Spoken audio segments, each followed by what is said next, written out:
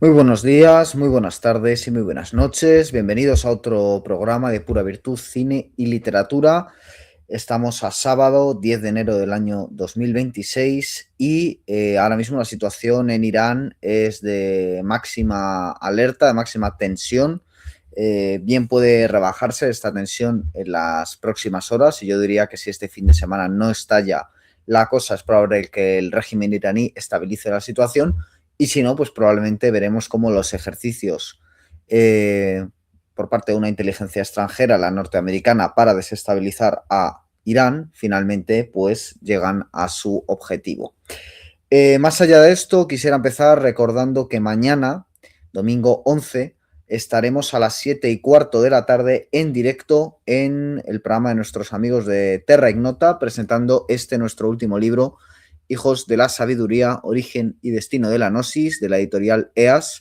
Lo estaremos presentando con nuestros amigos de Terra Ignota en directo. Va a ser un programa muy interesante donde vamos a tratar de desgranar cómo conectan el mundo de los fenicios en su origen con el mundo del poder y de las grandes finanzas hoy en día, entre otros muchos asuntos de los que vamos a hablar. Ya saben que si quieren apoyar al canal, por supuesto, pues adquiriendo este libro, desde luego nos echan un buen capote, no por la cuestión económica, sino por la cuestión de ver que efectivamente se valora nuestro trabajo.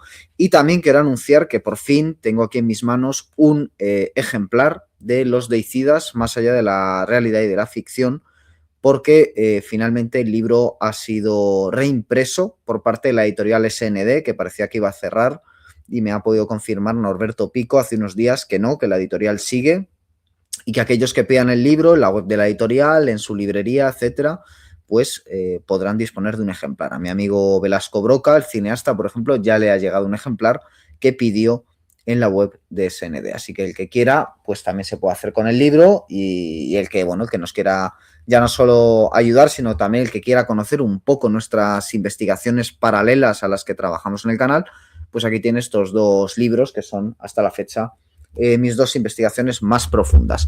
Hoy, ¿de qué nos vamos a ocupar? Bueno, pues hoy nos vamos a ocupar un poco a la luz de lo que hemos visto en los últimos días, en las últimas semanas, en el plano geopolítico y también en los últimos años, ¿por qué no decirlo? Finalmente ese pendulazo, ese coagula después del solve en el que estamos inmersos, pues vamos a ver el proceso de nueva americanización del mundo, así es como lo hemos denominado, y vamos a tratar de entender desde un punto de vista ideológico cómo ha podido producirse este proceso, ¿no? Para ello, bueno, copiando un poco la dinámica de mi querido amigo Jorge Casesmeiro, al que pronto volveremos a tener en el canal, muy pronto, hablando de nuevo de Luna Bomber, esta vez por la edición que ha hecho Rata Naturae de textos de Theodor Kaczynski, de Luna Bomber, que Jorge Casesmeiro ha estudiado y ha criticado duramente y nos va a traer de nuevo un programa de lujo, en mi opinión. Bueno, pues copiándole un poco la estética, mi amigo Jorge Casasmeiro, vamos a hacer el programa de hoy en torno a un PowerPoint. Es decir, que voy a proyectar una serie de imágenes que van a servir más o menos para organizar el contenido que pretendo exponer. Así que sin más dilación, voy a proyectar aquí esta imagen, esta primera diapositiva que reza, bueno, pues la nueva americanización del mundo, ¿no? ¿Por qué nueva americanización del mundo? Porque en definitiva, desde el final de la Segunda Guerra Mundial y también el final, por supuesto, de la Europa imperial, estamos en un proceso de americanización del mundo, ¿no? Que es un proceso cultural, es un proceso económico, es un proceso social, sociológico y sobre todo es un proceso político, porque al final la política engloba todas esas otras áreas. Y en definitiva lo que viene a decir americanización es como, bueno, pues una hegemonía, un polo, ha extendido sus dominios al resto del mundo, ¿no? Enseguida vamos a ver cómo se ha desarrollado esto en ese intervalo de tiempo, pero es lo primero que debemos entender, que lo que estamos viendo ahora con Donald Trump no es más que la consecuencia de una nueva americanización. Y tenemos que entender precisamente cómo se ha producido ese solve y después ese coagula, es decir, cómo se ha desintegrado ante nuestros ojos el imperio o falso imperio o antiimperio norteamericano y después ha coagulado un nuevo imperio, que es lo que nosotros hemos dado en llamar Cuarto Reich, le pese a quien le pese. Pasamos a la segunda diapositiva, que nos va a dar ya una primera píldora, una primera clave que me gustaría destacar hoy, que es que ese Cuarto Reich, que ese Estados Unidos posterior a Segunda Guerra Mundial, que ha pasado por numerosas fases hasta esta fase final en la que estamos ahora mismo inmersos, que es la del Cuarto Reich, no es en realidad un imperio. Aunque muchas veces se habla de imperio, incluso autores como Tony Negri y Haidt en su famoso libro hablan de un imperio, y otros autores como Pacom Thielman también hablan de un imperio, que sería una suerte de reedición del imperio romano. Tendría que ver también con esas visiones de Philip K. Dick, que se sentía un gnóstico del siglo I llamado Tomás y que es enfrentado al imperio. Bueno, pues no es un imperio, ¿no? Sino que realmente lo que es Estados Unidos y cómo lo que funciona es como una empresa multinacional, ¿no? Entonces, para entender el desarrollo de esa multinacional se pueden abordar muchos puntos de vista. Probablemente en las próximas semanas seguiremos ahondando en todas estas cuestiones, ¿no? Porque mi intención es más o menos, si la agenda me lo permite, pues dedicar un programa semanal a esta cuestión que estamos viendo del Cuarto Reich. Y este es un vídeo que ha de verse en continuidad con otros que hemos grabado antes y otros que espero poder grabar después que tienen que ver con el Cuarto Reich. Pero hoy, digámoslo así, el eje que vamos a tomar, y es un eje basado en el autor Thomas Frank, en los distintos libros que ha ido publicando Thomas Frank, el más famoso de ellos, La conquista de lo cool, pero especialmente en un libro que se llama Pobres financieros, editado en España por la editorial Sexto Piso en el año 2013, es decir, que ya tiene más de una década, pero que aún así explica muy bien la llegada de Donald Trump al poder, curiosamente sin citar a Donald Trump en una sola página del libro, ¿no? Porque es previo a la escalada de Donald Trump al poder, pero da una serie de claves muy interesantes. Thomas Frank, que es uno de los pensadores de izquierda más agudos que hay ahora mismo, me parece a mí, de esa izquierda cada vez más débil. Bueno, pues yo creo que junto a Enzo Traverso, junto a muy pocos nombres más, como Diego Fusaro u otros, yo creo que Thomas Frank merece estar ahí. Y en este libro analiza muy bien cómo, lejos de pulverizarse, la derecha, después de la crisis económica de 2008, el discurso liberal o neoliberal, o como se lo quiera llamar, se refuerza. Me parece un libro muy interesante desde el punto de vista de no tanto la teoría política como, bueno, pues una suerte de periodismo serio, ¿no? De periodismo riguroso, que habla no tanto sobre acontecimientos per se, sino sobre precisamente cobertura mediática de esos acontecimientos. Cobertura mediática, pues ya no solo de la propia crisis, sino, por ejemplo, de la presidencia de Barack Obama, ¿no? Y que creo que es muy interesante extrapolar todo lo que comenta ahí Thomas Frank a lo que ha venido ocurriendo después, sobre todo a partir de que en el año 2017 Donald Trump llegara por primera vez a la Casa Blanca, ¿no? La segunda vez ha sido más cercana aún en el tiempo y todavía ocupa nuestros días. Entonces vamos a centrarnos en el programa de hoy para hablar de esta americanización y sobre todo de esta nueva americanización del mundo. Vamos a centrarnos en 3 ítems históricos. El primero de ellos es el crack del 29, que ocurre en 1929 y cuyos efectos más devastadores, pues más o menos se hacen patentes hasta el año 1933, ¿no? Después vamos a hablar de la crisis económica de 2008 y finalmente pues podemos decir 2017, podemos decir también 2025, es decir, la llegada, sea por primera vez o sea por segunda, de Donald Trump a la Casa Blanca. Bien, ¿por qué estos 3 momentos?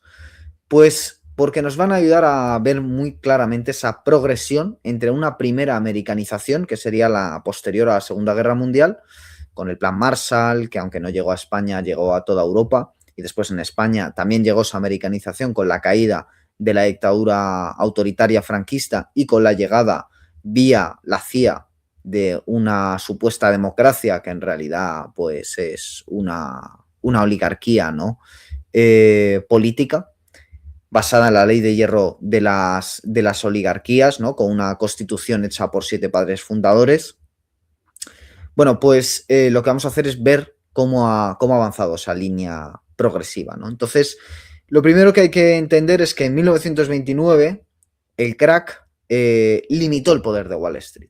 Es decir, que después de que llegara el crack del 29 se tomaron medidas, ¿no? Podemos decir que quizás lo más famoso en cuanto a limitación del liberalismo del mercado fue el keynesianismo, fue Keynes, John Maynard Keynes, que bueno, pues tenía una teoría del empleo que hoy en día sería tildada muy probablemente de comunista.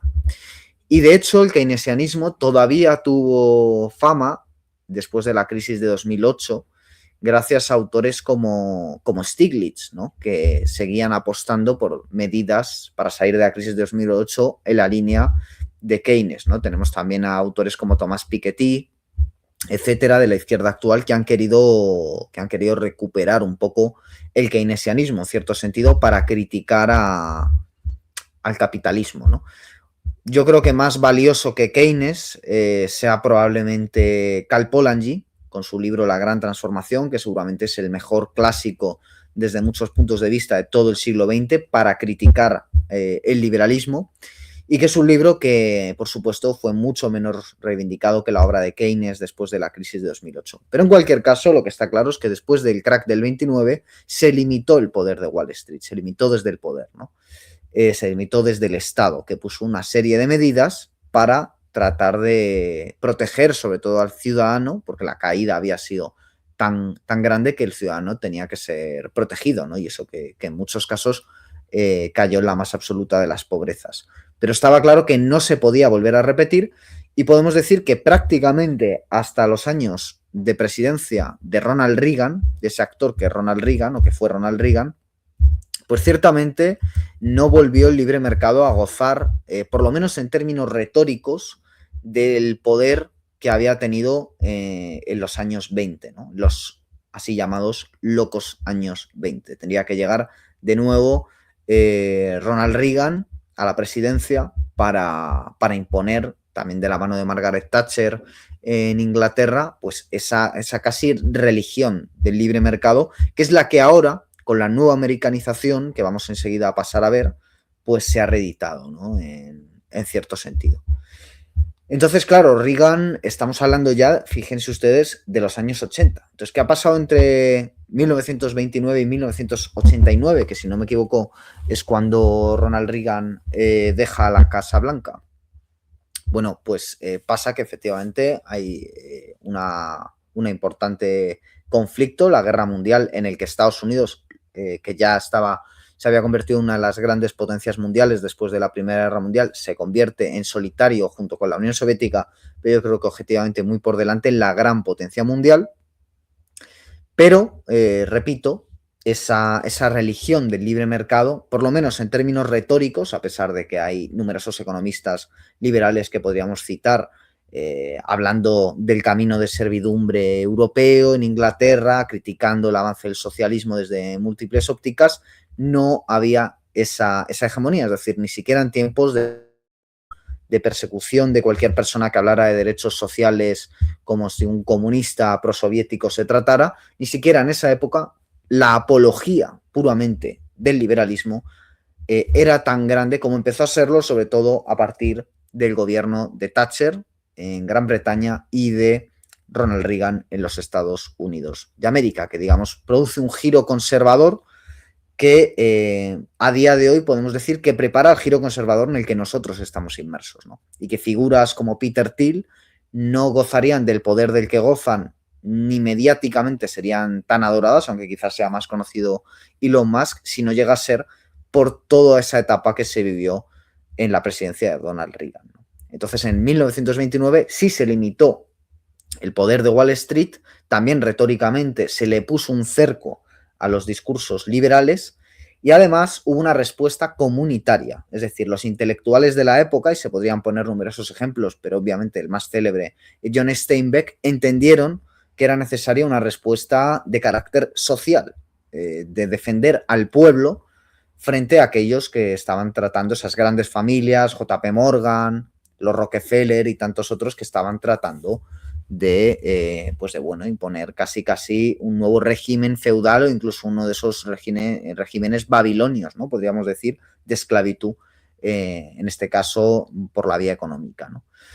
En 2008, claro, llegó una crisis que básicamente podríamos resumir como que destruyó la clase media occidental, pero es que además, desde nuestra perspectiva, no solo destruyó la clase media occidental de una forma que no se ha vuelto a recuperar, es decir, que desde el 2008 hasta hoy, hasta el 2026, no se ha recuperado esa clase media occidental, sino que además preparó retóricamente, políticamente, mediáticamente, un giro conservador que paulatinamente a través de las culturas de blogs, a través de las culturas de YouTube y otras plataformas similares, hoy podríamos decir Twitch, podríamos decir Instagram, incluso TikTok, ¿no? Y a través de medios de comunicación conservadores, piensen ustedes en la Fox en Estados Unidos, piensen en Periodista Digital en España o EDATV, en personajes como Javier Negre, Javier García Isaac y sus equivalentes norteamericanos, en un Iker Jiménez o un Tucker Carlson, han ido preparando y a día de hoy ya llevando a cabo un giro conservador, ¿no? Que por ejemplo en España pues se ve muy claramente con que ahora tengamos un programa diario de Horizonte, ¿no? Son los supuestos alternativos que están en prime time, ¿no? Todos los días, o figuras como Juan Soto Ibars con el ensayo más vendido ahora mismo en España sobre denuncias falsas y con el reciente fichaje por parte de ABC, ¿no? Bueno, pues ese giro conservador mediático lleva mucho tiempo preparándose y de alguna forma se ha justificado también a sí mismo, como veremos enseguida, en base a qué, a las guerras culturales, ¿no? Es decir, el otro bando ha llegado a tales extremos de absurdo que al final ha permitido que el absurdo que muchas veces representa el conservador quede blanqueado, ¿no? Es decir, que mediante el absurdo, por ejemplo, de la ideología LGTB, en los casos sobre todo más extremos, de, bueno, pues un hombre con unas determinadas características que se siente otra cosa y legalmente está legitimado a sentirse esa otra cosa, que contraría pues a la biología y a casi al sentido común, pues eso ha acabado legitimando el extremo contrario, que sería la utopía capitalista, la utopía del emprendedor, del hombre hecho a sí mismo, la utopía de la igualdad de oportunidades realmente existente y cosas que sabemos que no son verdad. Y el caso más evidente de que desde el 2008 hasta el 2017, lejos de, después de una crisis económica que fue provocada en buena medida por el libre mercado y por los bancos, sobre todo, y por industrias muy poderosas como la del ladrillo, y en España sabemos bastante de esto, lejos de verse mermado retóricamente, como sí ocurrió en 1929, es decir, que después de la crisis los intelectuales tuvieran una respuesta comunitarista, el pueblo se ayudara entre sí, el poder, sobre todo el Estado, limitara al libre mercado, todo lo contrario. Lo que ha habido es progresivamente una defensa a ultranza del libre mercado que ha permitido que ni más ni menos que al final el poder, el Estado, esté detentado en Estados Unidos por un empresario de la construcción, ¿no? ¿Cuál ha sido la consecuencia principal para resumir todo este proceso desde la llegada por primera vez y ahora por segunda de Donald Trump a la Casa Blanca? Pues muy sencillamente, que la multinacional, recordemos, Estados Unidos no es un imperio, en todo caso es un antiimperio, es un falso imperio, se desnuda como multinacional, porque si un imperio pone en el centro de su cosmovisión lo sacro, el ritual, este antiimperio, esta multinacional, lo que pone en el centro, ¿qué es? Pone el beneficio, pone el dinero. Y la religión del dinero, ¿cuál es? O sea, el ritual del dinero, ¿cuál es? No es el sacrificio, que sería lo propio de un imperio con una cosmovisión religiosa, sino que el centro de esta gran multinacional es la crisis económica. Es ya no solo aprovechar la crisis económica, sino incluso provocar la crisis económica. Provocarla para disolver un estado de cosas y fortalecer otro distinto, ¿no? Entonces, viendo esto, se ve muy claramente que la crisis de 2008 fue un claro caso de experimentación financiera. Igual que, por ejemplo, los confinamientos del año 2020 fueron un claro caso de experimentación sanitaria, porque lo que hace la multinacional es precisamente experimentar, ¿no? Después de 2008, lo que hemos visto es que el pobre, lejos de culpabilizar al rico por la crisis que mermó su capacidad material económica, lo que hizo es empatizar con él. Y lo que hemos visto es una progresiva, mediáticamente sobre todo, empatía del pobre hacia el rico. Y de nuevo, el caso más claro es Donald Trump, que es un señor que viene de una familia bastante poderosa, es un hombre privilegiado, que se ha codeado siempre en los altos cenáculos, que ha estudiado, por supuesto, las mejores universidades, y sin embargo se ha conseguido que el redneck, se ha conseguido que el pobre empatice, no ya con la izquierda que supuestamente defiende sus derechos, sino con el rico. Y piensa que Donald Trump, en efecto, es un pequeño empresario que se ha hecho a sí mismo desde abajo y por lo tanto se ve reflejado en esta figura, ¿no? Y eso, por supuesto, es engaño que no que no está apoyado en datos, se ha conseguido mediante un ejercicio retórico que es el que pretendo mostrar aquí, por lo menos en sus grandes rasgos, ¿no? Y es sobre todo cómo se ha conseguido engañar a la gente al punto de que no vean la realidad, sino el discurso retórico, la abstracción que se les cuenta de ella, ¿no? Que tiene mucho que ver con la sociedad, el espectáculo, con el simulacro, es decir, con autores como Guy Debord o Jean Baudrillard, que ya hemos citado aquí demasiadas veces, ¿no? Porque, claro, lo que hemos visto es cómo las familias han caído, en muchos sentidos no han llegado a caer definitivamente gracias a los abuelos, es decir, habría que ver qué hubiera pasado en la crisis de 2008 si no llega a ser por muchos abuelos que salvaron a sus hijos y a sus nietos, pues prácticamente del desahucio. Pero lejos de mediáticamente hacer una apología de la familia después de la crisis de 2008, no, lo que hemos visto es que efectivamente se rescataron los bancos, que la desconfianza hacia la política y hacia la figura del político se saldó con el populismo, con la llegada del poder de más extremistas o de figuras más polémicas, pero finalmente el héroe no fue ni el político, no fue la familia, no fue el abuelo, el héroe es el empresario, ¿no? Por eso a día de hoy el héroe para muchos es Elon Musk. Entonces, claro, después de la etapa de George Bush se produce un giro a la derecha, es decir, que la derecha no se modera, que es en cierto sentido lo que pasó en el crack del 29, que la derecha, después de empujar con sus políticas y con sus retóricas al mundo civilizado occidental, sobre todo a Estados Unidos, hacia una crisis sin precedentes, después se moderó. Bien, pues en 2008 esta moderación no tuvo lugar, como hubiera sido de esperar, sino que lejos de retroceder, el conservadurismo se rearmó y adoptó una lógica puramente escatológica, que, digámoslo así, encaja muy bien con el pensamiento norteamericano, que es un pensamiento que lee el Antiguo Testamento de una manera muy particular, ¿no? Como lo leen pues todas esas iglesias y pseudoiglesias protestantes que allí son tan poderosas, ¿no? Entonces es una apología de que es el fin de los tiempos, de que la catástrofe está próxima y que la única forma de salir de esa situación es una salida individual, es a través de grandes figuras que lleven a la sociedad a un nuevo estadio y es confiando en las leyes del libre mercado, ¿no? Entonces, tras los recortes, porque en 2008 hay que recordar que se vivieron recortes, en España se vivieron recortes muy duros con los famosos hombres de negro enviados por Europa, salió liberado, ¿no? La retórica del libre mercado, es decir, que no se leyó esos recortes en clave de ha sido necesario poner coto al libre mercado, sino esto ha ocurrido porque el libre mercado estaba maniatado, precisamente. Entonces, muchos lo han leído de esa manera, ¿no?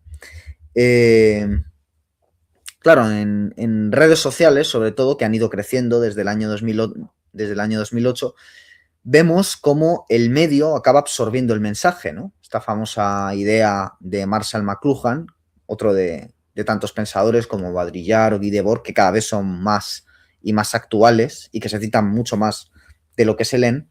Y claro, hoy en día vemos redes sociales como TikTok, como Instagram, que funcionan de manera muy particular, incluso como Twitch con sus legiones de bots, donde casi un tercio de las visualizaciones eran bots, como sabemos, y probablemente en YouTube ocurre 3/4 de lo mismo. Y comprendemos que ha habido una pérdida de capacidad intelectual, de trasfondo, y lo que ha habido a cambio es una primacía de la imagen, de lo emocional, del impacto fuerte, que ha habilitado precisamente que nos distanciemos de la realidad y nos quedemos con los eslóganes, con los mensajes, ¿no? Precisamente por eso en esta diapositiva que estamos viendo pues he tratado de funcionar como el sistema pretende funcionar, es decir, con un eslogan, ¿no? No es un imperio, Estados Unidos es una multinacional, ese sería un eslogan como tantos otros que se utilizan a día de hoy. Entonces, claro, el gobierno de Reagan, el de Bush, el de Bush, el de Trump, han acabado tomando decisiones técnicas sin contar con el pueblo, ¿no? Casi como una suerte de nueva ilustración que quiere todo para el pueblo, supuestamente, pero sin el pueblo. Y nos ha tenido entretenidos mientras íbamos cayendo progresivamente en manos de tecnócratas, como sobre todo se ha visto en los confinamientos del año 2020, tomados según criterios tecnocráticos y finalmente cerrados también por criterios tecnocráticos. Los técnicos eran los que decidían cuándo entrábamos, cuándo salíamos, qué debíamos hacer y demás. Y mientras tanto, el gran entretenimiento sobre todo desde el año 2020 hasta ahora, esa etapa de Donald Trump, desde el 2017, podríamos decir hasta ahora, han sido las guerras culturales, ¿no? La guerra contra el wokismo. Los medios de comunicación masivos vendían el wokismo, Hollywood vendía el wokismo, y al mismo tiempo las redes sociales vendían la alternativa al wokismo, ¿no? Ahora finalmente parece que se ha producido un pendulazo con la segunda legislatura de Trump, el wokismo se ha quemado, es el final del solve y llega el coagula, llega el otro lado del péndulo, que es lo que se está preparando, ¿no? Yo creo que una prueba bastante sólida de que el wokismo no ha llegado a ser significativo es que el wokismo nunca se metió con el libre mercado. Es decir, el wokismo nunca hizo una crítica dura al libre mercado, ¿no? Y esto nos ayuda a entender por qué durante toda esta etapa de wokismo la figura del empresario, la figura del emprendedor, la figura del inversor no se ha visto para nada mermada. Es decir, que mientras que en 1929 sí que había una intelectualidad capaz de criticar con argumentos, véase Karl Polanyi, véase Keynes, las medidas del libre mercado, en el año 2008 no fue así. La izquierda, como bien sabemos, abandona al proletariado, abandona a la clase media que de pronto se ha convertido en clase baja y se entrega a los así llamados estudios de género, ¿no? Sobre todo además copando los medios de comunicación y las universidades y generando que el discurso alternativo de blogs, YouTube, etcétera, se vaya volviendo progresivamente hegemónico, que los medios de comunicación caigan y los pseudomedios, que hoy en día ya son todo de izquierda y derecha, que no dan hechos, sino que dan relatos, se extiendan, ¿no? Se vuelvan mayoritarios. Entonces, podemos decir que se ha producido una respuesta claramente idealista a la crisis de 2008. Es decir, que a pesar de que todos la vivimos y que todos estamos rodeados de discursos, de libros, de documentales, no ha habido una comprensión de lo que ocurrió en 2008 en base a los hechos. Igual que tampoco ha habido una comprensión de lo que ocurrió en 2020 en base a los hechos, ni una comprensión de tantos otros fenómenos, incluso podríamos decir de 2001, incluso podríamos decir a la guerra de Irak, de la que también vamos a hablar hoy, sino que sencillamente hay discursos frente a una realidad depauperada. Es decir, la realidad se ha empobrecido, hemos ido perdiendo calidad de vida, nuestras calles van cada vez peor, nuestra vida se ha visto cada vez más subsumida en lo virtual, nuestros vínculos cada vez más debilitados, nuestra capacidad intelectual, nuestra comprensión lectora, nuestra comprensión en general, nuestra atención, y mientras tanto nos hemos ido centrando en los discursos. Nos hemos visto invadidos por la palabrería, por los charlatanes y sobre todo por aquellos que nos venden un gran sentido. ¿Qué ocurre? Que el gran sentido estalinista, el gran sentido estatolátrico, el gran sentido marxista, después de la caída del muro de Berlín, sobre todo, se ha visto desplazado, ¿no? Muy débil, muy pocos creen ya en ello. Y los que lo creen, pues son casi pues objetos de risa. A pesar de que figuras como Federico Jiménez Los Santos, el líder de opinión de la derecha en España durante todo este paso de tiempo, de 2008 a nuestros días, no se ha cansado de anunciar la llegada del comunismo, la llegada del socialismo, etcétera, etcétera. Sin embargo, la realidad demuestra muy claramente que aquí no ha llegado comunismo alguno, ¿no? Que esto sigue siendo capitalismo puro y duro. Él lo sabe bien, que le patrocina el Banco Santander. Entonces se nos ha vendido un gran sentido, ¿no? Frente a esa amenaza del socialismo, frente a esa amenaza del comunismo, el gran sentido, ¿cuál es? El capital, ¿no? Y la única alternativa que se proponía al capital, ¿cuál era? Bueno, por un lado, discursos religiosos, podríamos decir. Claro, la religión no está contra el progreso, la religión sencillamente propone una moral personal, pero no propone nada colectivo. El psicologismo, que ha sido un poco el paliativo frente a la depresión, frente a la ansiedad, frente a otros males que han surgido por esa depauperación material, pero lo que ha hecho, también igual que la religión, si la religión es convertirlo en una moral privada, lo que han hecho el psicologismo es reducirlo a traumas personales.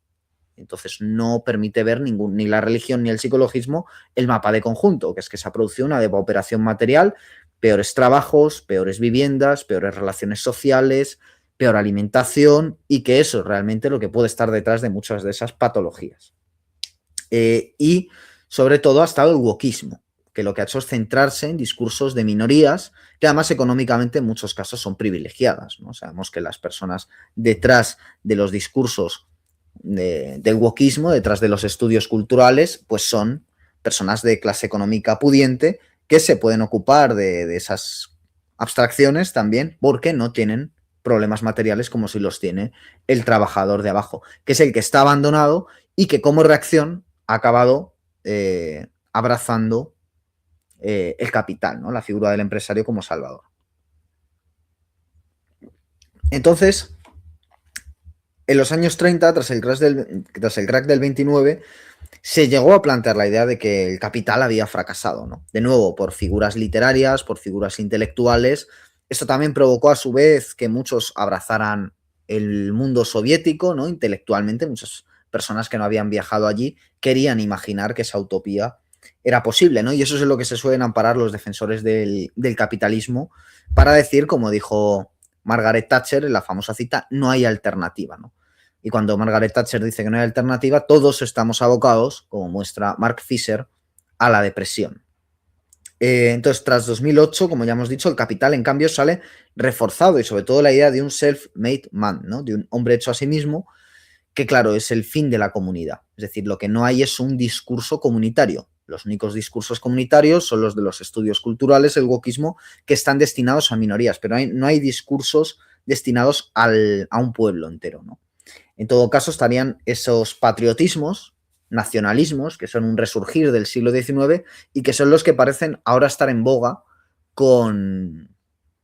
bueno, pues con el pendulazo, ¿no? Pero claro, estos discursos también tienen sus limitaciones. La primera de todas es que leen en clave nacional una realidad que ya no debe ser leída en clave nacional porque es internacional, ¿no?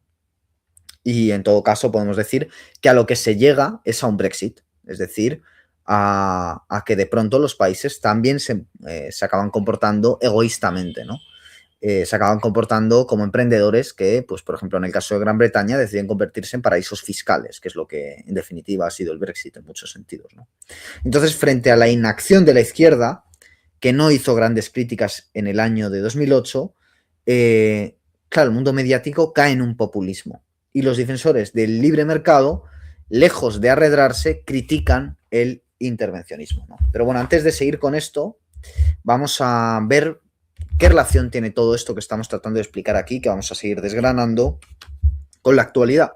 Bueno, pues hemos visto cómo ese americanismo primero se ha cobrado Venezuela, después se está tratando de cobrar Irán, aunque ya lleva muchos años en ello, amenaza muy claramente con ir a por Cuba y a por México, o sea, lo ha dicho directamente Donald Trump, que Cuba y México se anden con ojo porque van a intervenir, les guste o no, y además próximamente amenaza con Groenlandia, ¿no? en suelo europeo.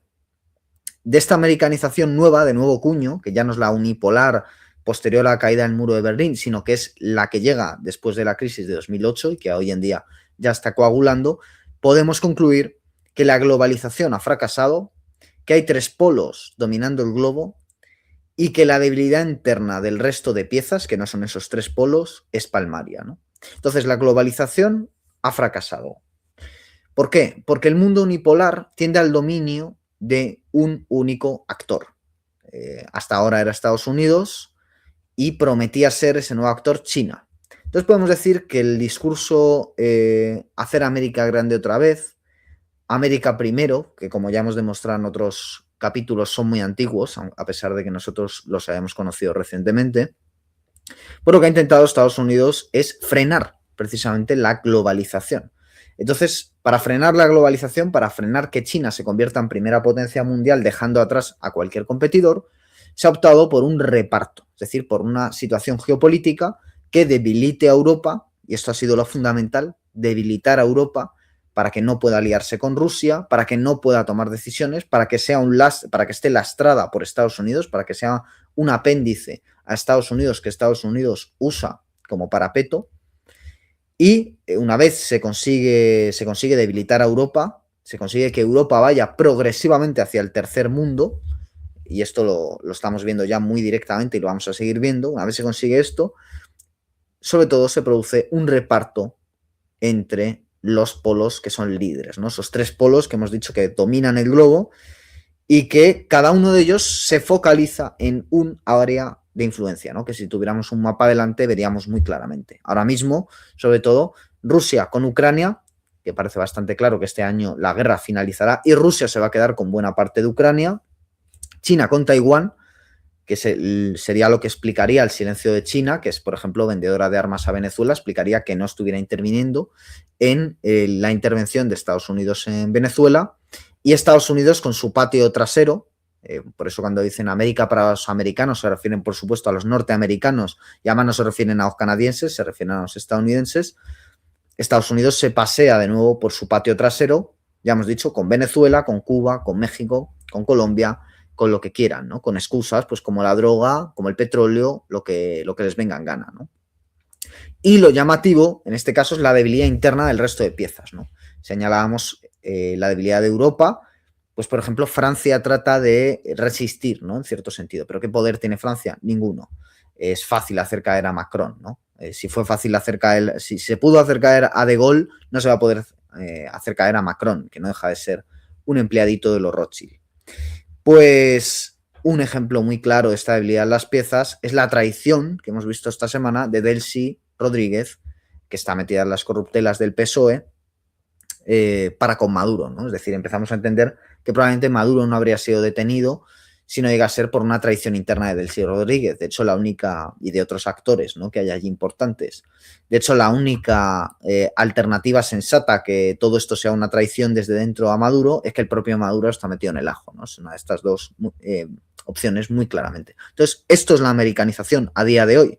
Es decir, una americanización mucho más centrada en Occidente, mucho más centrada en su patio trasero y en debilitar a Europa y en objetivos concretos, como puede ser ahora Irán, como puede ser apoyar a Israel en su expansión en Palestina, en Gaza y demás, que realmente en querer ser una primera potencia mundial per se, ¿no? Porque han comprendido que lo mejor es que cada una de estas tres potencias, sobre todo China y Estados Unidos, pero también Rusia, pues de alguna forma actúe como buenamente quiera, ¿no?, en su espacio geopolítico.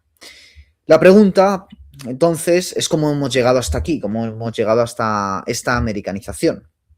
Bien, mi respuesta es que obviamente esto no se ha hecho en 2 días, esto es un camino dorado que ya hemos tratado de desglosar en otros programas, hablando de la sociedad de los peregrinos, los vínculos entre Estados Unidos en los años 20 y 30 y el ascenso del Tercer Reich, después, como después de la Segunda Guerra Mundial, a través de la operación Paperclip, ese vínculo se hace fuerte, cómo se sacrifica al Tercer Reich precisamente para incorporarlo en ese American Way of Life y en esa americanización, cómo la americanización incorpora muchos elementos del Tercer Reich y cómo ahora que se solidifica una nueva americanización, pues algunos, como es mi caso, hablamos de Cuarto Reich, ¿no? Entonces vamos a tratar de entender ese camino dorado en el programa de hoy. Lo primero que hay que entender de nuevo es esa traición a la realidad, ¿no? Y aquí se produce uno de esos espejismos tan fuertes a los que nos tiene acostumbrados nuestra época. Y es el espejismo de que estamos más allá de la realidad y de la ficción. Y curiosamente esto es algo que se suele asociar a la posmodernidad de izquierdas, ¿no? Es algo que se señala muy evidentemente en el wokismo, en los discursos LGTB, en ciertos discursos feministas, es decir, que hay un alejamiento total entre lo que ellos comentan y hacen objeto de sus teorías y, por otro lado, la realidad. Por ejemplo, pues sobre todo ya decíamos en el tema de los cambios de sexo y la biología. O sea, usted se puede sentir una cosa, pero la biología está diciendo otra, ¿no? Ese sería un ejemplo claro. Esto se suele denunciar de nuevo en lo que supuestamente es pensamiento posmoderno. Cualquiera que haya leído a Michel Foucault, Gilles Deleuze, Jacques Derrida, Roland Barthes, sabe perfectamente que esta idea no está en ninguno de estos autores. Todo lo contrario, Gilles Deleuze, mismamente en cualquier tomo de sus seminarios sobre cine, pues hace críticas en este sentido, ¿no? En este sentido de hacia dónde va la realidad, ¿no? Y se interesó mucho por el cine de Orson Welles, que es una de las figuras que estamos viendo ahora mismo en pantalla, ¿no?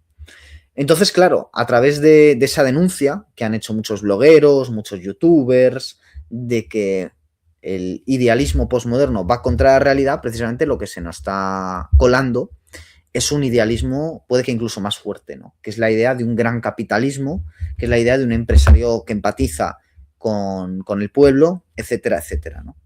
Un ejemplo cinematográfico de esto es la película que pueden ver aquí al lado de la imagen de Orson Welles, que es la película The Network. del año 1976, ¿no? Entonces tenemos a la izquierda Orson Welles, una fotografía en 1938 de cuando hizo para la CBS el famoso programa Adaptando la Guerra de los Mundos de H.G. Wells, que muchos oyentes tomaron por realidad. Y a la derecha tenemos The Network del año 1976. En esta película aparece el personaje de Howard Beale, que es el que estamos viendo en pantalla, que en principio quiere suicidarse y sale en directo en televisión criticando y de alguna forma mandando una nota de suicidio, que es puramente catastrofista, ¿no? Bien, pues lejos de suicidarse, esa nota de suicidio provoca una gran empatía en numerosos espectadores que le imitan, salen a la ventana a gritar, y un cambio, un giro político que la cadena empieza a aprovechar, ¿no? Bueno, pues si vemos lo que ha sido Fox News, si vemos lo que ha sido el conservadurismo en las últimas décadas, veremos que en definitiva es lo que ya está simplificado en esta imagen de Howard Beale, ¿no? Y yo creo que YouTube en cierto sentido es eso, un montón de personas gritando en la ventana de su casa, con un micrófono, por supuesto, y en directo, pero criticando y haciendo como que critican al sistema, pero en realidad lo que están haciendo, lo que estamos haciendo, es alimentar la máquina, ¿no? El catastrofismo moviliza, ¿no? Eso es lo que se ha descubierto, sobre todo a partir del año 2008. Ese catastrofismo milenarista que ya se preparó con la llegada de los años 2000, con el cambio del milenio, con 1999, que es un viejo delirio apocalíptico casi inherente a la humanidad y desde luego muy patente en todas las religiones monoteístas así llamadas del libro, del desierto, el abrahamismo, el mahometanismo y el cristianismo. Es la idea de que el fin de los tiempos, el miedo escatológico, moviliza, ¿no? Entonces se ha utilizado un catastrofismo que va desde el cambio climático hasta la llegada del comunismo, ¿no? El famoso terror rojo de los años 50 y tantos otros ejemplos. Que lo que hace es volverse espectáculo, ¿no? Y hoy en día eso lo vemos continuamente. Ya desde el 11 de septiembre de 2001 vemos cómo cómo lo sublime, ese sublime del que hablaba Edmund Burke o Immanuel Kant, ese sublime, de alguna forma genera un egregor, ¿no? También estético de placer, casi, como el horror se vuelve placer a través de la pantalla que genera una distancia y esa distancia impide la compasión, lo que hace es fagocitar ese elemento, ¿no? Y como en definitiva estamos acostumbrados a una gazmoñería y a unas lágrimas de cocodrilo que en realidad lo que encubren es pues un placer malsano, ¿no? El placer de estar aprovechándote y estar alimentando el egregor generado por esa catástrofe, ¿no?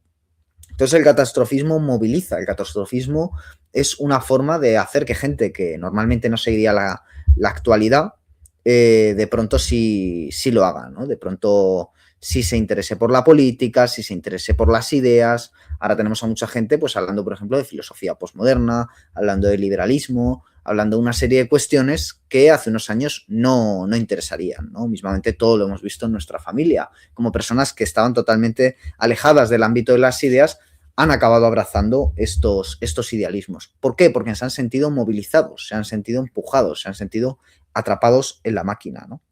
Entonces, sin necesidad de abandonar el espacio de la retórica, creo que esto es muy importante, ¿no? El último momento en el que parece que se abandonó el espacio de la retórica fue pues con el 15M en España, con el Occupy Wall Street en Estados Unidos, etcétera, que todavía había asambleas personales y tal, pero claro, hemos acabado descubriendo que nada de eso era operativo, que todo eso era una filfa y que finalmente eso también estaba formando parte de la sociedad de espectáculo. Porque, en definitiva, como el propio hipismo, en el que muchos vasos se bajaban, la contracultura, el mayo del 68, no dejaba de ser efectivamente un simulacro montado por el poder, ¿no? Es decir, que si mayo del 68 es una operación cultural de la CIA para derrocar a De Gaulle, pues podemos entender que si entonces se basaban en presupuestos comunistas, etcétera, pues podemos entender que lo que está montando hoy en día la CIA en Irán para derrocar allí al régimen de Khomeini y compañía, pues es un poco lo mismo, ¿no? Es decir, y Khomeini, ¿no? Es un poco lo mismo, en definitiva. Es, de nuevo, quitar un líder mediante un simulacro de revolución, ¿no? Porque una revolución, si no se pegan tiros, no hay sangre en las calles, no es una revolución real, es una revolución, como se la ha dado a llamar, cultural, ¿no? Entonces no ha habido un abandono del espacio de la retórica, o diríamos hoy del espacio virtual, ¿no? Sino que se ha colonizado las mentes de los consumidores empleando una proclama apocalíptica, ¿no? Es el fin de la nación, el fin de Estados Unidos, es el fin de España, ¿no? Eso se vio muy bien, pues por ejemplo en tiempos de Obama, se decía que con Obama era el fin de Estados Unidos. También aquí en España se dice que con Sánchez es el fin de España, ¿no? Recordemos también como hay bulos comunes, pues por ejemplo, que la mujer de Obama es un hombre, que la mujer de Sánchez es un hombre, todo esto tiene que ver precisamente con un discurso en el que todo vale y en el que al final no hay una comprobación de la realidad, sino que es meramente una especulación, ¿no? Claro, en ese fin de los tiempos, que ya se había ensayado con el terror rojo, y no lo olvidemos con el terror extraterrestre, es decir, al final es muy importante recordar hasta qué punto empieza todo esto con Orson Welles, con la Guerra de los Mundos, con H.G. Wells, ¿no? Creo que no se le da la suficiente importancia a la luz de todo lo que se está comentando en la actualidad del proyecto Atlas, de Blue Beam, de tantas cosas. Es esa idea de que lo extraterrestre al final es esencial, ¿no? Es la llegada de un otro terrorífico. Y bueno, en definitiva es algo que vemos en la actualidad geopolítica. ¿Cuántos youtubers todos los días hacen un directo diciendo que todo ha cambiado, que se acerca al fin, que esto nunca había estado tan crítico, que la situación es más grave que nunca, que no te pierdas el directo porque es importantísimo? Bueno, pues ese tipo de discurso, ese tipo de retórica que alimenta la máquina y en la que muchos siguen cayendo, si atendemos a las cifras, responde precisamente eh, a esta retórica, ¿no? Al final da igual que se trate de algo geopolítico, de un debate parlamentario, ¿no? Este debate parlamentario, esta ley de Sánchez va a ser la definitiva, porque si no la legislatura puede cambiar de manera...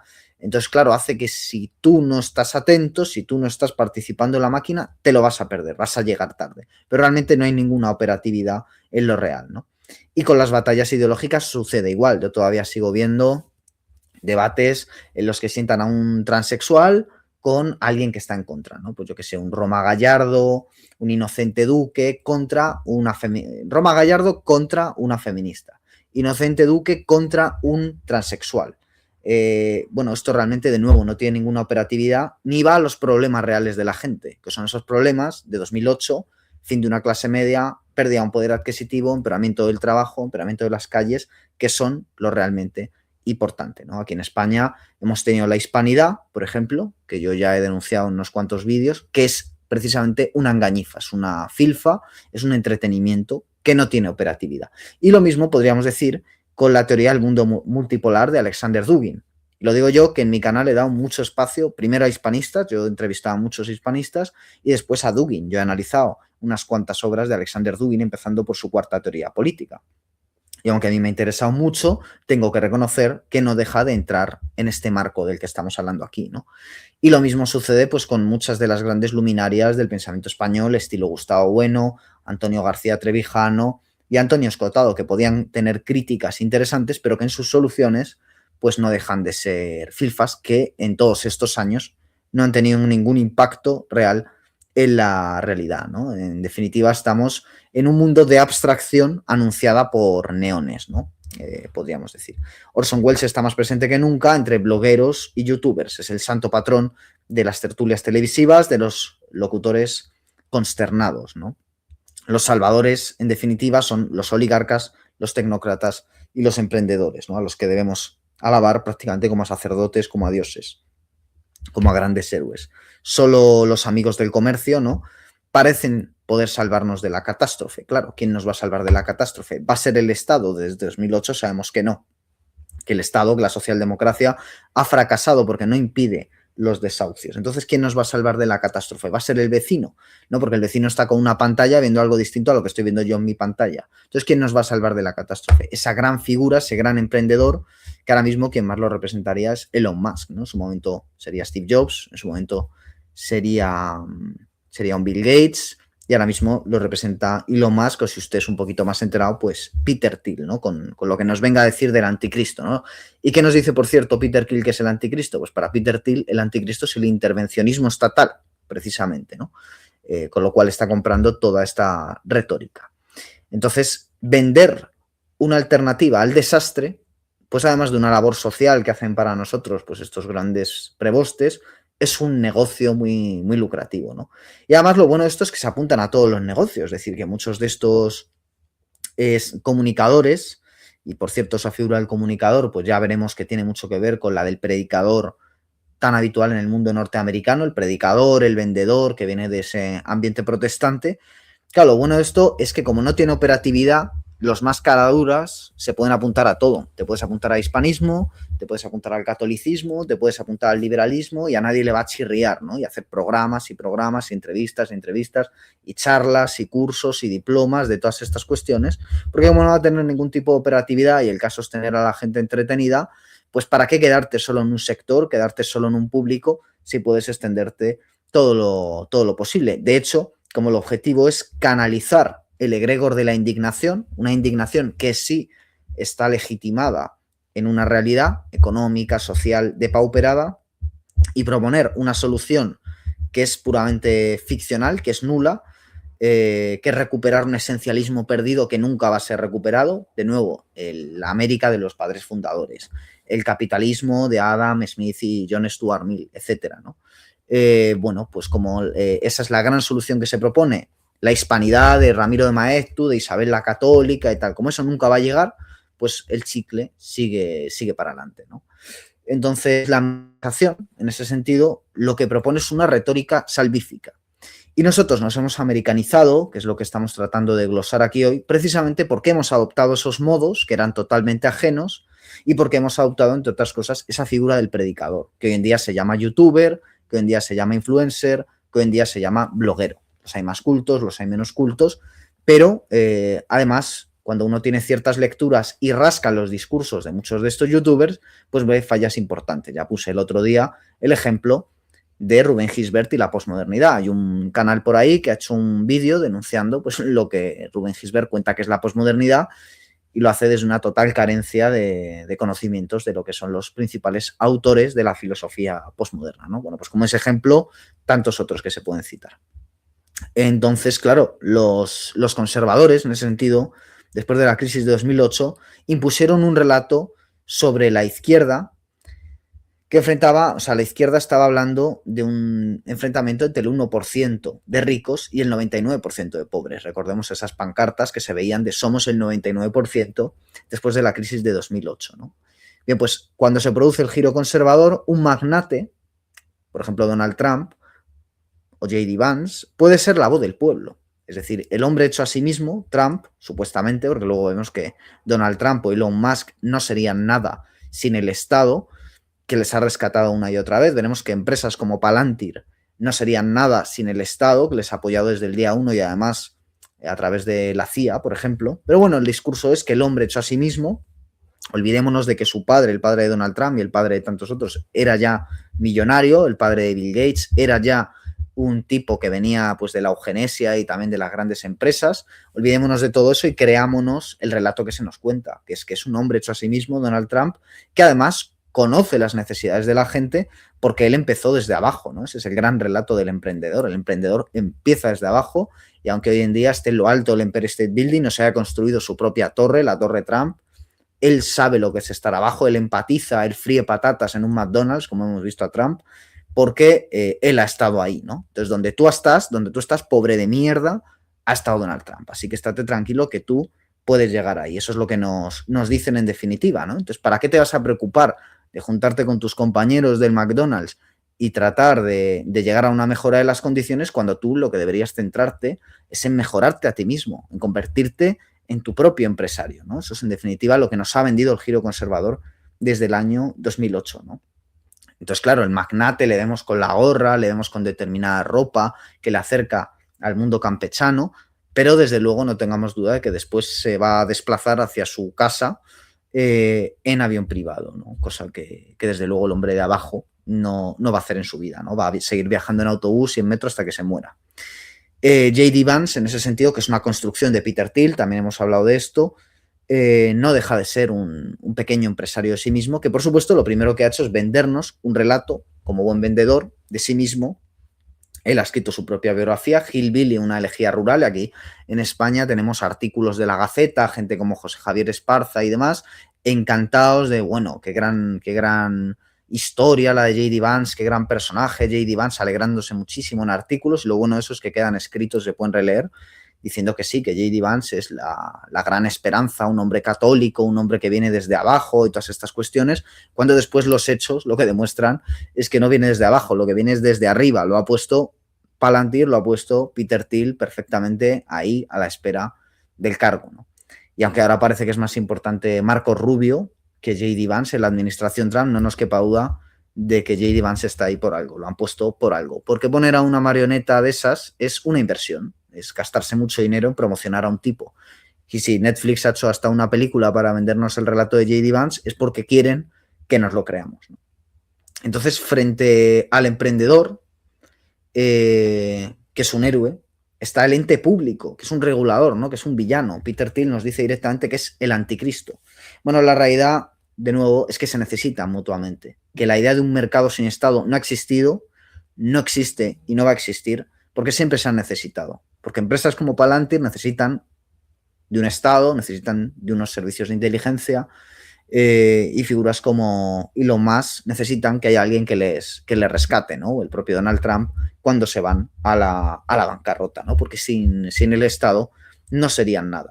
Entonces, ¿cuál es el objetivo de esta retórica? El objetivo es que las funciones del gobierno acaben en manos privadas, ¿no? Que esto ha ocurrido siempre, es decir, que grandes empresas, por ejemplo, se encarguen del sector militar, que cada vez es más importante. Aquí tenemos en España a Pablo Casado, que después de abandonar la política se metió en el sector militar y desde luego le va mucho mejor que cuando concurría a elecciones, ¿no? Bueno, pues lo mismo ocurre exactamente en Estados Unidos, donde pues las empresas petroleras tenían a figuras como Dick Cheney y otras involucradas directamente en su política, ¿no? Pero claro, frente a esta realidad tenemos una retórica que es la de culpabilizar al Estado, ¿no? No se culpa a la iniciativa privada, mucho menos se culpa al capital, al capitalismo, sino que se culpa al Estado, ¿no? Y el pequeño empresario, como no se puede alabar directamente al gran empresario y hay que criticar al Estado, el pequeño empresario se convierte en el fetiche, es una pantalla, es un escudo que emplea precisamente el gran empresario para no ser alabado directamente, ¿no? Entonces, ahí entre el Estado y el gran empresario, izquierda, aunque con la boca pequeña, y el Estado, que los liberales critican muy duramente, está el pequeño empresario. El pequeño empresario es la pantalla utilizada por el gran empresario para esconderse, ¿no? Vamos a pasar ya a la siguiente diapositiva, ¿no? Que es una diapositiva en la que vemos a Ayn Rand, esa autora rusa de origen judío que viaja a Estados Unidos y que escribe sobre todo varias obras. Tengo por aquí esta que se titula El manantial, de la que también hay una película del año 1949 de King Vidor. Y hay que decir que El manantial a mí me la recomendó mi tío, el editor Francisco Arellano, que me dijo que se había visto la película, y yo le dije, ¿qué película? ¿El manantial de la doncella? La de Ingmar Bergman. Y me dijo, no, El manantial, con Gary Cooper. Y la vi. Y me dijo, bueno, la verdad es que la película resume bien la novela, lo único que tiene la novela con respecto a la película es que el discurso que hace Howard Roark, ese arquitecto interpretado por Gary Cooper, pues es más largo en la novela, ¿no? Como en efecto sucede, El manantial, que cuenta pues eso, la historia de un arquitecto, Howard Roark, que es un genio, que es uno de esos grandes hombres como Leonardo, como Miguel Ángel, que hacen que la humanidad avance hacia adelante. Y el resto de la sociedad, ¿qué hace? Pues le pone trabas de muy distintas maneras. Entonces, por ejemplo, Howard Roark cuenta con el dinero de un gran empresario interpretado por Raymond Massey, y entonces hay roces constantes, ¿no? Y Howard Roark, que no puede soportar que su obra, que su genio sea regulado por aquel que le pone el dinero, prefiere quemar su obra, como hace en un momento dado, destruye el edificio que está construyendo, porque no acepta que venga alguien a intervenirlo y a estropearlo, porque él tiene el genio, ¿no? Y entonces finalmente en el juicio donde se le acusa por estos destrozos, por este acto terrorista, él lanza un speech, bueno, pues totalmente en defensa del genio individual y demás, ¿no? Esto es en definitiva la filosofía de Ayn Rand, que escribió también su obra más célebre, La rebelión de Atlas, que es mucho más gruesa, es el doble de larga que El manantial, y eso que El manantial, ya ven ustedes que es un verdadero bodoque, bueno, pues es el doble de larga que El manantial, que cuenta también la huida de un gran empresario, de un industrial, la huida a una cueva porque no soporta que se le regule, ¿no? Y entonces está todo lleno de farragosos discursos. Bueno, pues esta es en definitiva la ideología, que es una ideología que supuestamente reacciona contra el colectivismo, ¿no? Es decir, Ayn Rand, la historia que nos cuenta, que es de nuevo un relato retórico, es que ella huyó de la espantosa Rusia colectivista porque no podía brillar y que por fin en Estados Unidos ella con su filosofía del objetivismo nos va a contar cómo realmente puede brillar el genio individual frente a los peligros de la masa y del Estado, ¿no? Y eso es en definitiva lo que este nuevo giro conservador quiere rescatar, ¿no? Y en figuras como Peter Thiel o como Elon Musk late esa figura de un Howard Roark o de la rebelión de Atlas, ¿no? Recordemos que Atlas, la mitología, es aquel que sostiene sobre los hombros el mundo. Y también veamos, después de la foto de Ayn Rand que tenemos en pantalla y de la imagen central de la edición inglesa de la rebelión de Atlas, con la típica imagen, ¿no?, de los libros de Ayn Rand. Aquí estoy enseñando pantalla mi edición argentina, creo que es argentina, porque en España no estaba editado cuando compré este libro, ahora sí. El manantial pues tiene estos típicos dibujos que tienen algo de futurista y de fascista, como hablábamos el otro día con Juan Francisco Ferré a propósito de Top Gun y de Fórmula 1, ¿no? Tiene algo de culto al cuerpo, de culto a la técnica.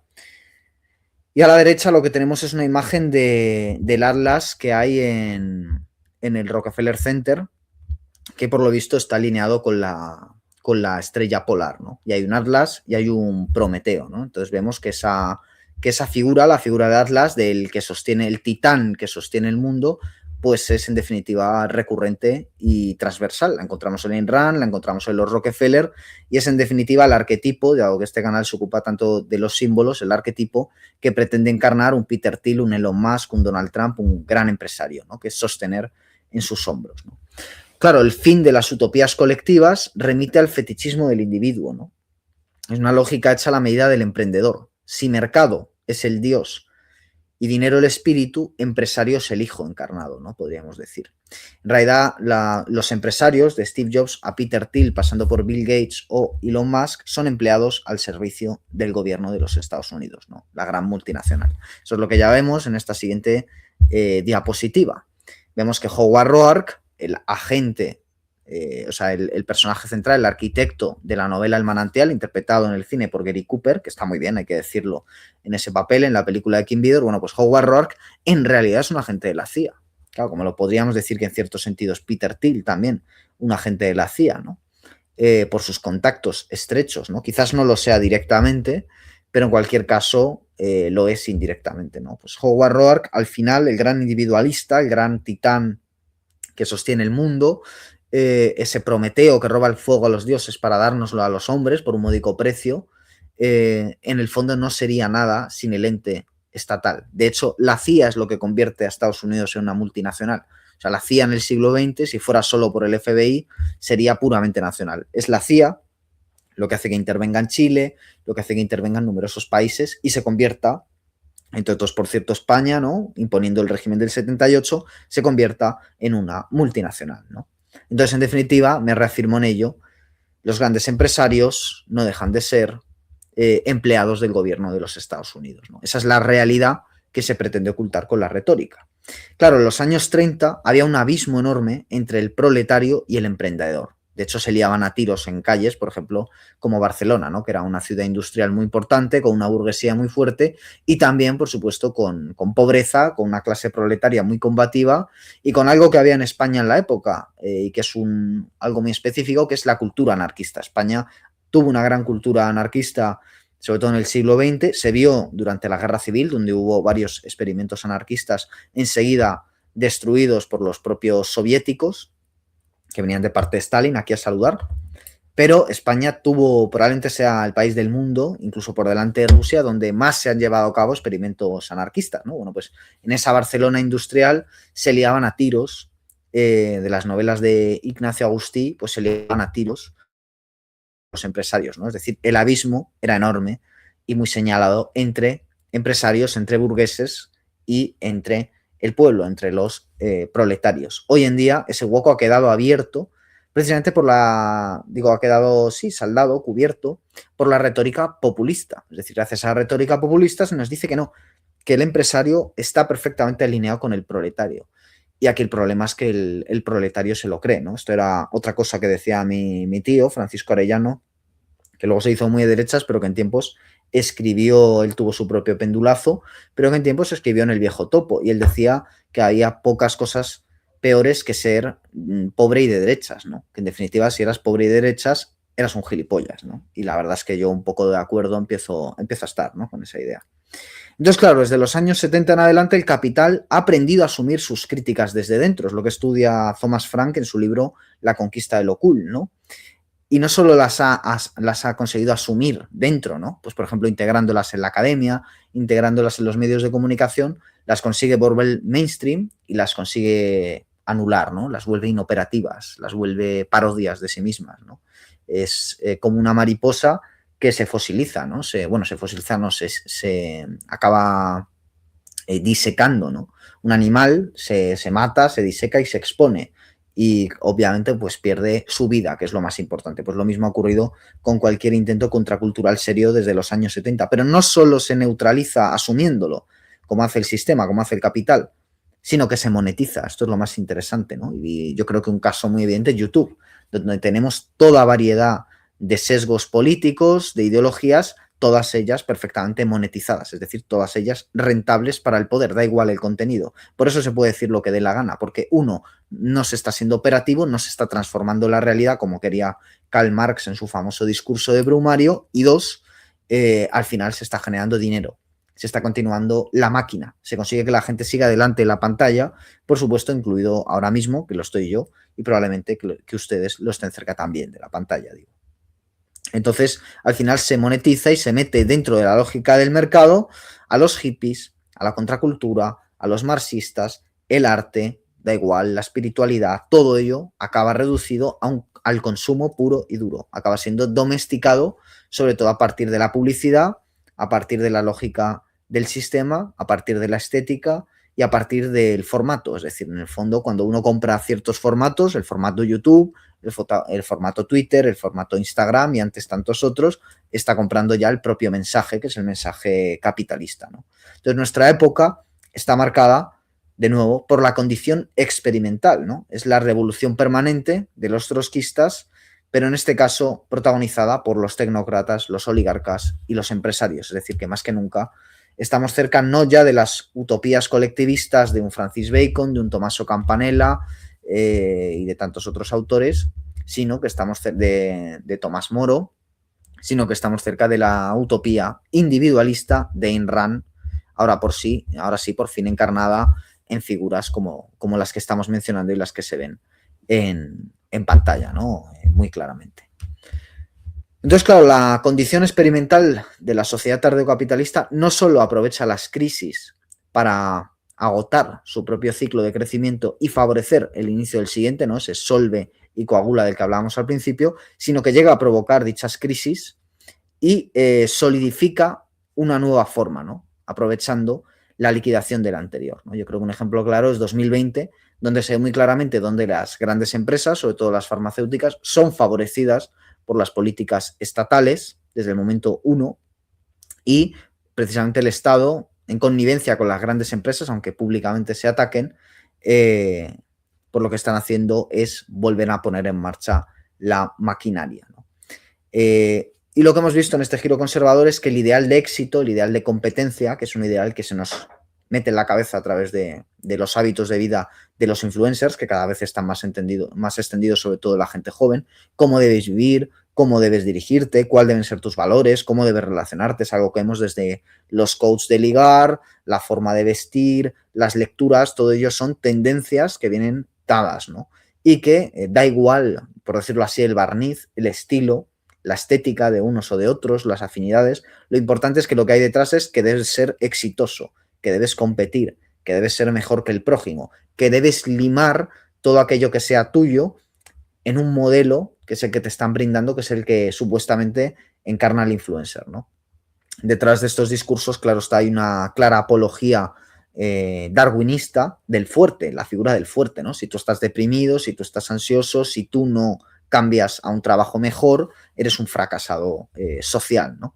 El fuerte, en cambio, triunfa. Es el fuerte frente al débil. Es Howard Roark frente a la colectividad. El débil lo único que va a querer es que el Estado lo salve, es que el Estado frene estos impulsos por envidia, por lo que sea, ¿no? Y en cierto sentido se ha asemejado de manera bastante eugenista pues al wokismo, al LGTBI, etcétera, a este patrón. O sea, la crítica que hace el giro conservador de toda esta gente es que son enfermos mentales, que son débiles, que no son capaces de competir, que necesitan que el Estado los salve, que viven de subvenciones y toda esta retórica que se ha favorecido desde los entornos conservadores, ¿no? El mercado, según esta lógica, es claramente eugenista. El mercado va a decidir, es un dios, es Saturno, el mercado va a decidir cuáles de sus hijos merecen ser devorados y cuáles no, ¿no? Y el Estado, en cambio, pues es un esclavo de este ideal, ¿no? Que se enfrenta a los mejores. O sea, de nuevo la lógica de Ayn Rand. Serían los ingenieros, el arquitecto, Atlas, que sería el mejor contra la gran masa, ¿no? Detrás de esto ya no solo está el darwinismo, ya no solo está la idea eugenista de Malthus, de que no toda la masa puede estar sustentada por la disponibilidad que hay de bienes, sino que también hay casi un ideal gnóstico. Lo que pasa es que aquí no se quiere alcanzar el conocimiento, es decir, los mejores no son los que más saben, los mejores no son los que más progreso espiritual tienen, los que más logros filosóficos, artísticos han conseguido, sino que son aquellos que tienen dinero. El dinero es el Dios y la inversión es, digamos, la cualidad que tiene aquel que domina el dinero. Saber invertir es casi tener un conocimiento y saber cómo utilizarlo, ¿no?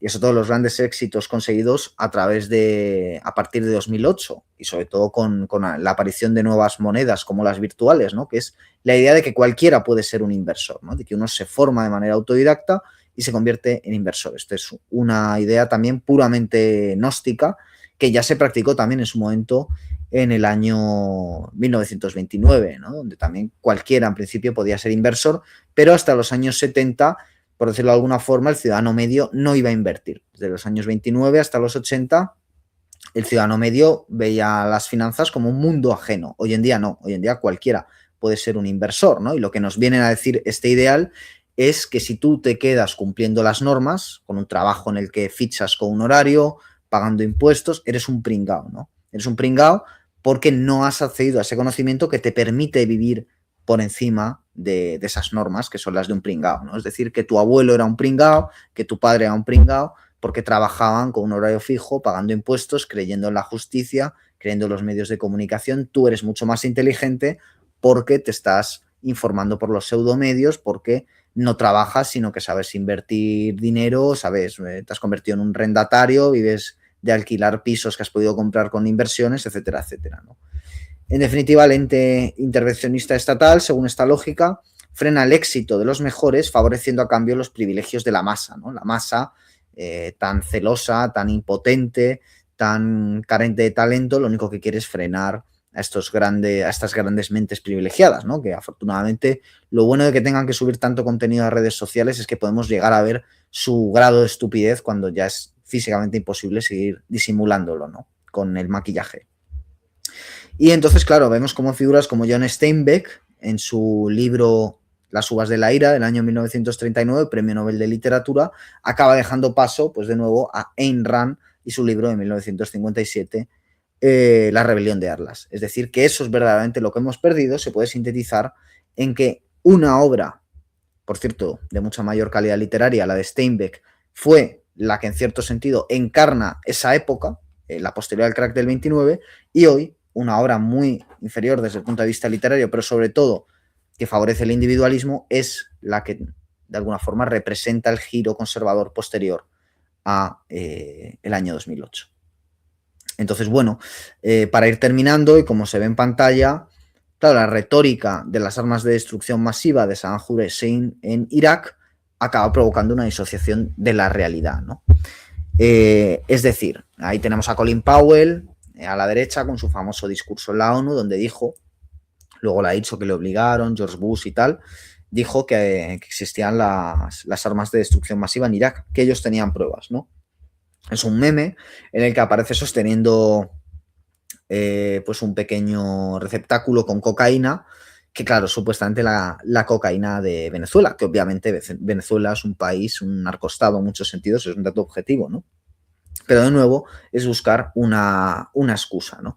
Claro, lo relevante aquí es que todavía en tiempos de guerra de Irak, gente como Colin Powell tenían, o Donald Rumsfeld o el propio George Bush, tenían que justificar sus decisiones políticas con una retórica, aunque esa retórica estuviera por completo alejada de la realidad, ¿no? Generando así una disociación entre realidad y retórica. Aquellos que querían creer ciegamente en esa retórica, aunque la realidad más palmaria mostraba lo contrario.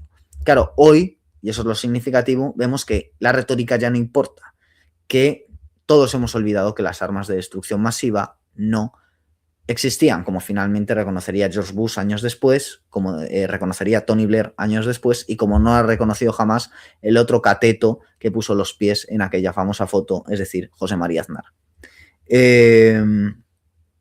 Entonces, bueno, se ha producido esta disociación y el gran falsificador, que es el que tenemos en situación central en esta imagen, William Randolph Hearst, el magnate de la prensa, justificó la guerra de Cuba falsificando la realidad, diciendo que el Maine había sido atacado por España, cuando sabemos que esto fue un ataque de falsa bandera, pero él se inventó que había sido España y justificó la guerra y fue un empeño personal y efectivamente convenció a una parte de la opinión pública de ello, ¿no? Bueno, pues este modo de proceder, que por supuesto no era novedoso, sino que era íncito a la prensa, pues por lo menos ya desde el siglo XIX, digamos ya desde antes, siempre se han contado historias para manipular al pueblo, bueno, pues es más actual que nunca, ¿no? Este mecanismo. Lo pudimos ver de nuevo el 11S, con esa extraña línea entre los terroristas e Irak, que se empeñó en defender el gobierno estadounidense y que sabemos también que era falsa.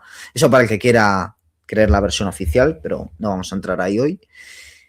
Y sobre todo una retórica, William Randolph Hearst, que mira tanto a un pasado basado en una mentira, perdón, tanto a un futuro basado en una mentira como a un pasado idílico al que se quiere retornar, ¿no? Esa es la retórica nacionalista, volver a los padres fundadores, que era en definitiva lo que querían los Minutemen, volver a reiniciar el proceso, solve y coagula. La coagulación es volver hacia esas esencias perdidas, que es lo que supuestamente está haciendo ahora mismo Donald Trump. Entonces, claro, las guerras culturales, ahí tenemos una imagen a la izquierda de Charlie Kirk, al final lo único que han acabado provocando es dividir al pueblo, es decir, enfrentar a unos contra otros, que no haya absolutamente ninguna propuesta, como no la hay a día de hoy, que englobe al conjunto de la sociedad, sino que se dirija solamente cual publicista a unas franjas concretas, pueden ser 2 o 3 combinadas, como ya hemos dicho, pero no más. Entonces, dividir al pueblo por las guerras culturales, sobre todo a las mujeres contra los hombres, a los homosexuales contra los heterosexuales, a los blancos contra los negros, a los hispanoamericanos contra los locales españoles, etcétera. Dividir al pueblo, esencial, y a cambio reforzar el individualismo, es decir, el egoísmo. Esa es la solución, ¿no? Y sobre todo, reforzando el individualismo, se encumbra de manera directa o indirecta al emprendedor. El emprendedor es la quinta esencia del individuo, es el individuo que saca adelante su propio destino sin importarle el de los demás, ¿no? Y de nuevo vuelvo a hacer hincapié en esos coaches de ligar que sobre todo hacen hincapié en que uno se comporte casi como un psicópata. La otra persona no interesa como fin, la otra persona es un medio para el placer de uno mismo. Así es como quieren estos individualistas, estos emprendedores, que veamos a las personas y que entendamos las relaciones de pareja, no en una clave de amor, sino en una clave de utilización. Y si eso se hace en las relaciones de pareja, no les digo ya en las de amistad o en las empresariales o en las vecinales, ¿no? Eso es lo que se quiere imponer desde el 2008 en adelante. El mercado como regulador, en definitiva, lo que viene a garantizar es el fin de la sociedad. Entonces da igual que el socialismo esté estancado, la amenaza de que el comunismo antes ruso y ahora chino va a venir, pues se aproxima, ¿no? Y he citado antes a Jiménez Los Santos, he citado a la Fox y el ejemplo es evidente, ¿no? Y a toda la línea de colaboradores de Iker Jiménez en España, como Carlos Cuesta, como podríamos citar también otros medios más a la derecha, ya hemos dicho Negre, García Isaac, Alfonso Rojo y demás, que están todo el día con el terror rojo en la boca. Y obviamente el socialismo no avanza, ¿no? Es el capitalismo el que sigue gobernando, eso es evidente.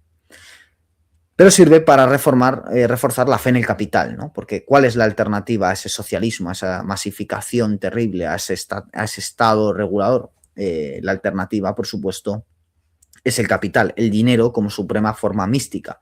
Eso que los soviéticos no tenían, dinero, ¿no? Entonces la crítica a las tibias políticas socialdemócratas acaba favoreciendo la búsqueda de un ideal irrealizable, ¿no? El capitalismo puro. Esa es la abstracción final, totalmente alejada de la realidad que se nos quiere vender. Ya vamos a llegar al capitalismo puro, etcétera, etcétera.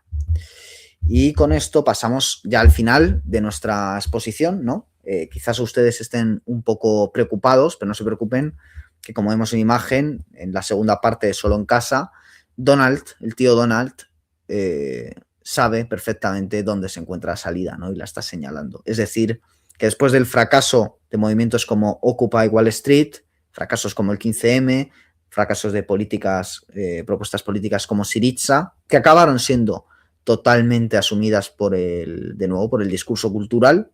Por ejemplo, Occupy Wall Street fue asumido por el discurso cultural, el 15M fue asumido por el parlamentarismo español, o Syriza fue asumido por la política tecnocrática de la Unión Europea. Bien, pues el fracaso de estos y otros tantos intentos, del wokismo, de los cultural studies, de la filosofía de los autores postmodernos, de los intentos de una alternativa pues a través de la filosofía de las multitudes, por ejemplo, de Negri Hyde, del realismo especulativo, de lo que se quiera, el de izquierdas, quiero decir, no el de derechas, no el de Nick Land, se ha acabado provocando un populismo de derechas, que es precisamente, ahora sí, el populismo de un Nick Land, de un Alexander Dugin, de Mencius Mollberg, ¿no?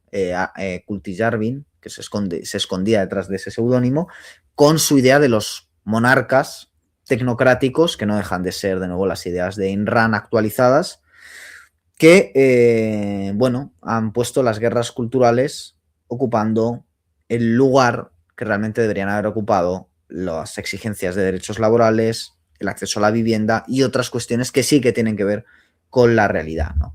Entonces, claro, en esa batalla de individualismo contra colectivismo ha terminado triunfando el individualismo, porque se nos ha vendido que los discursos colectivistas son, de nuevo, los estudios culturales, el wokismo, etcétera, etcétera, ¿no? Y que todo intento por salir de ahí es imposible, ¿no? Entonces, Donald Trump sabe cuál es el camino. El camino es el individualismo, es imitar al propio Donald Trump, es ponernos en sus manos, es ponernos en América lo primero y lo demás da exactamente igual. Entonces, bueno, este ha sido un poco el repaso en 1 hora y media casi que llevamos de la nueva americanización del mundo, podríamos decir. Se podrían añadir o quitar muchas más cosas, pero yo creo que con esto más que suficiente por hoy. Entonces, para terminar el programa, ahora ya sí salimos de nuestro PowerPoint. De nuevo, agradecerles haber llegado hasta este punto del programa. Recordarles que mañana, domingo 11, estaremos a las 7 de la tarde en directo con nuestros amigos de Terra Ignota presentando nuestro último libro, Hijos de la Sabiduría. Y recordar también, bueno, pues que la forma de apoyarnos o de seguir investigando estos temas está en leer nuestros libros. Aquí en Hijos de la Sabiduría quizás lo tratamos más desde el punto de vista esotérico, religioso, espiritual, pero los de Deicidas sí que se trata más, y aprovechen que ahora está reimpreso y que probablemente no tarden en agotarse los ejemplares que hay de reimpresión y de en desaparecer. Después sí que tratamos con nombres y apellidos cómo se ha ido conformando más esto desde el pasado. Así que nada más que agradecerles que hayan llegado a este punto del programa. Ya me dirán si les ha gustado el formato PowerPoint o si no le han hecho ni caso. Díganmelo, porque lleva un trabajo y para mí bastante desesperante por mi propio talante, que soy más de leer y de escribir que de ponerme a hacer estas cosas. Y lo dicho, que volveremos dentro de poco con más programas en Pura Virtud, Cine y Literatura. Hasta pronto.